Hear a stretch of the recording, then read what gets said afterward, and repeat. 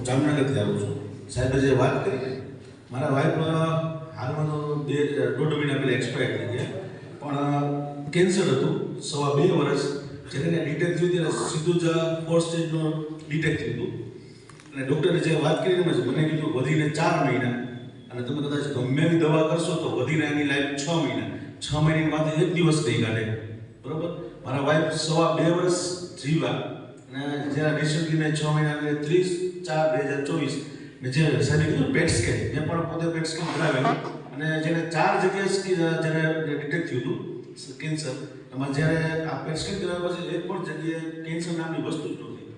જે વાત સાહેબે વાત કરી ને, બીજા નંબરની અંદર મારા જે વાઈફ જે એક્સપાયર થઈ ગયા ને, એ મને એવું લાગે કે કદાચ આ કીમો ને શેક ને જે દે છે ને, એનાથી કદાચ મને લાગે છે એનું ડેથ થતું હશે. જે કોઈ પેશન્ટ હોય, અમારા ઘરવાળા પણ આવી ગયા, એ જે શેક આપે છે ને શેક, એનાથી શું થયું, કોઈ પણ વ્યક્તિ જમી નથી શકતું.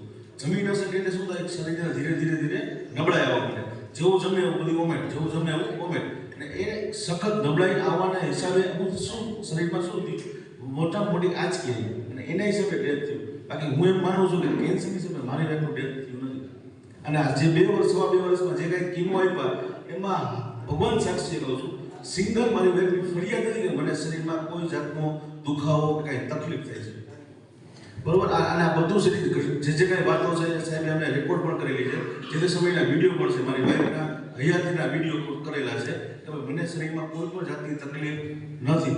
આ બધું વિડીયોમાં સાહેબે ડૉક્ટર સાહેબે કરેલા વિડીયો છે. મને સાહેબ કહું ખૂબ ખૂબ આભાર. સાહેબ